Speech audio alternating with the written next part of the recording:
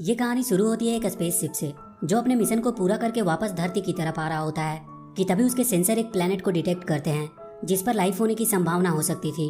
और वहाँ के एक स्पेस क्रू जिसका नाम बज लाइटईयर होता है, उसे एक मिशन दिया जाता है कि वो जाकर उस प्लेनेट को देखे और वहाँ के कुछ सैंपल कलेक्ट करे।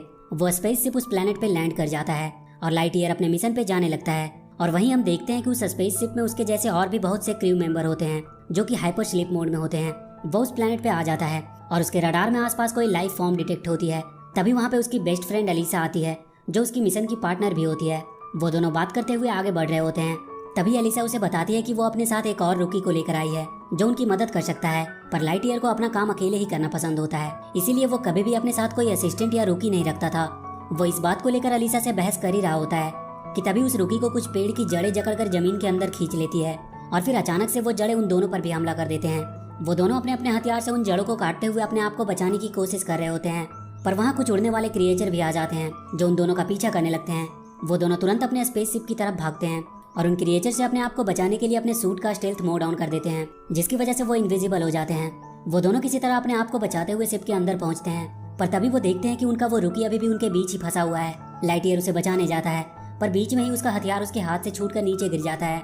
एलिसा अपने बंदूक से फायर करके उन्हें उड़ने वाले क्रिएचर से छुड़ाती है, पर वो जड़ें उन दोनों को जमीन के अंदर खींच रही होती है। तभी एलिसा अपनी तलवार उसकी तरफ फेंकती है और उसकी मदद से लाइटईयर उस रुकी को बचाकर शिप के अंदर आ जाता है। वो जल्दी से शिप को उड़ाने के लिए इंजन स्टार्ट करता है क्योंकि वो जड़ें उस शिप को भी जमीन के अंदर खींच रही थी और उसकी वजह से वो शिप एक तरफ ज्यादा झुक गया होता है।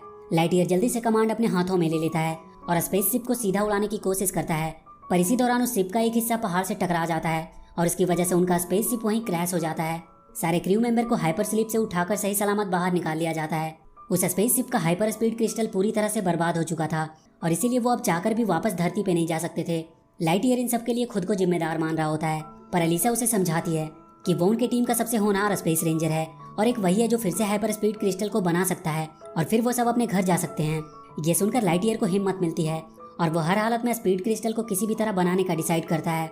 और लगातार 4 साल तक उनके सारे क्रू मेंबर उस प्लेनेट के सारे रिसोर्सेज का इस्तेमाल करते हुए स्पीड क्रिस्टल को बनाने में कामयाब रहे और आज उस क्रिस्टल की पहली टेस्टिंग होनी थी जिसके लिए लाइटईयर पूरी तरह से तैयार था।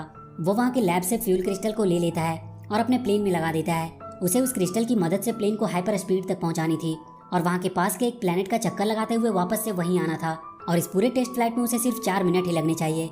धीरे धीरे वो क्रिस्टल की 100% एफिशिएंसी तक पहुंचने की कोशिश कर रहा होता है और बहुत जल्द वो उसके 70% एफिशिएंसी पर आ जाता है। वो उस प्लेनेट का एक चक्कर लगा लेता है और फिर क्रिस्टल के 100% एफिशिएंसी को हासिल करते हुए उस प्लेन को हाइपर स्पीड अचीव करने का कमांड देता है और वहाँ से वापस आने लगता है।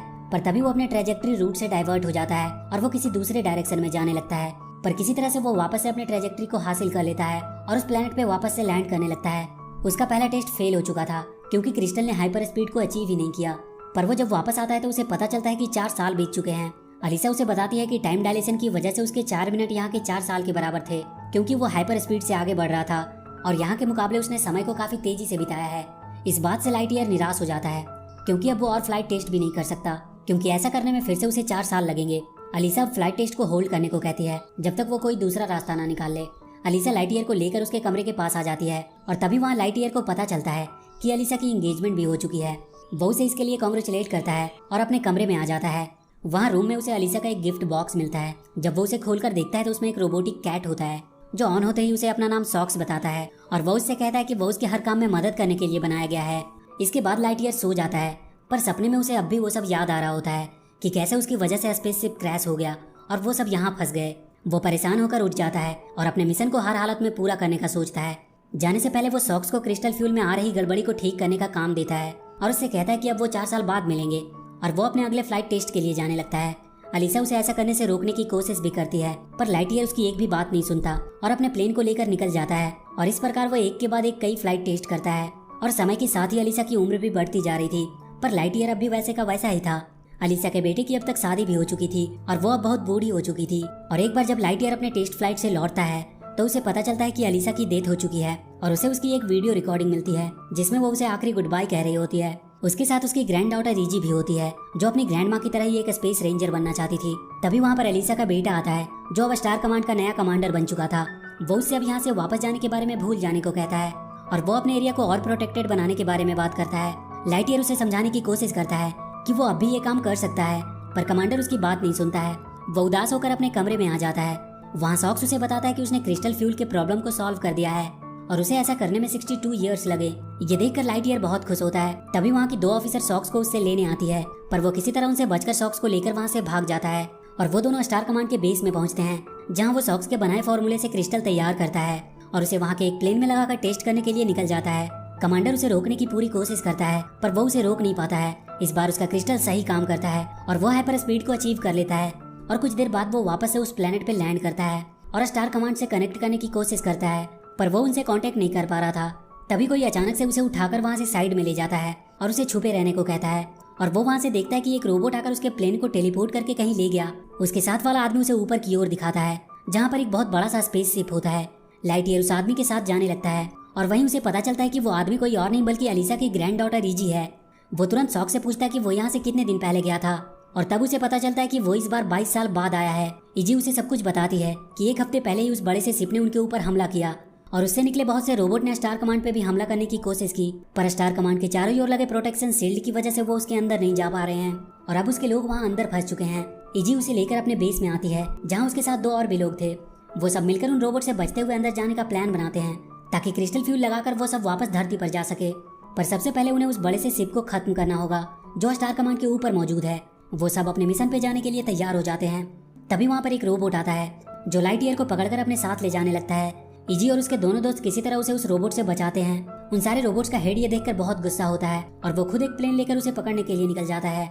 इधर लाइटईयर को पता चलता है कि यहाँ से लगभग 4 किलोमीटर दूर एक पुराना प्लेन पड़ा हुआ है और वो सब उस प्लेन को लेने के लिए निकल जाते हैं। अंदर जाकर लाइटईयर को वहाँ पे एक प्लेन मिलता है और बहुत सा स्पेस सूट भी, जिसे वो एक बार फिर से पहनकर बहुत अच्छा फील कर रहा था। पर तभी उसके साथ के तीनों लोग अपनी गलती से वहाँ के कुछ खतरनाक क्रिएचर को अपने पीछे लगा लेते हैं। लाइटईयर उन सबको भी स्पेस सूट पहन लेने को कहता है और वो सब किसी तरह उस प्लेन की मदद से सही सलामत वहाँ से निकल पाते हैं। पर अचानक से वो देखते हैं कि उस रोबोट ने उन पर हमला कर दिया है। वो अपने प्लेन को उसके वार से बचाने की कोशिश करने लगता है, पर उनका प्लेन डैमेज होकर किसी वीरान जगह पर क्रैश हो जाता है। पर तभी बहुत से रोबोट उन पर हमला करते हैं। लाइटईयर किसी तरह से उस प्लेन को उड़ाकर उनसे बचाने की कोशिश कर रहा होता है, पर उसका प्लेन ज्यादा देर तक उनका वार झेल नहीं पाता है और वो एक बार फिर से क्रैश होकर गिर जाता है। पर इस बार उसका क्रिस्टल भी प्लेन से निकलकर नीचे गिर जाता है, जो उस रोबोट के हाथ लग जाता है और वो उसे लेकर वहाँ से चला जाता है।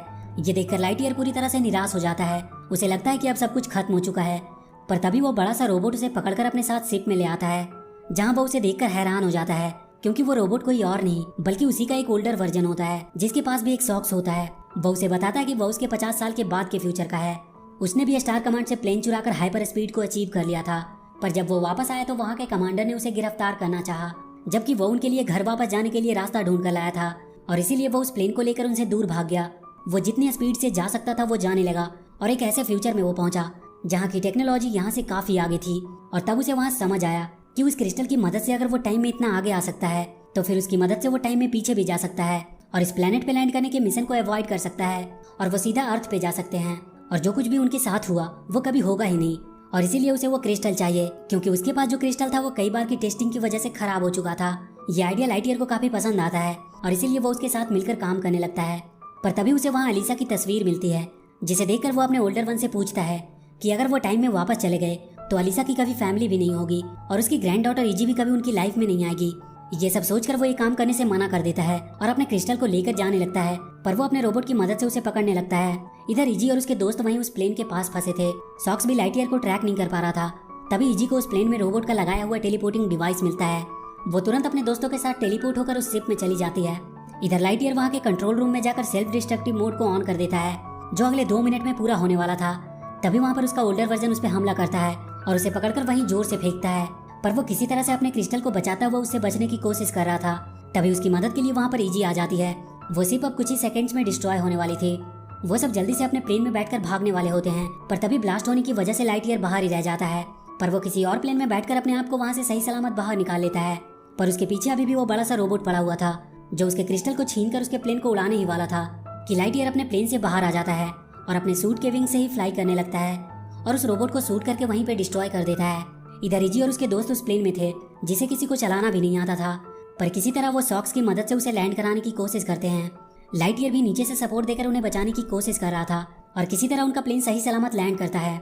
सब लोग सही सलामत बाहर आ चुके थे, पर उसका क्रिस्टल अब डिस्ट्रॉय हो चुका था। तभी वहाँ पर स्टार कमांड के फोर्सेस और उसका कमांडर आता है, जो उन्हें अपने साथ ले जाते हैं और एक बार फिर से उनके स्पेस रेंजर प्रोग्राम को स्टार्ट करने का ऑर्डर भी देते हैं। लाइटईयर अपने नए टीम के साथ अपने मिशन के लिए तैयार हो जाता है और इसी के साथ ये मूवी यहीं पर खत्म हो जाती है। तो वीडियो अगर अच्छी लगी हो तो please do like and share the video and please subscribe to my channel and press that bell icon.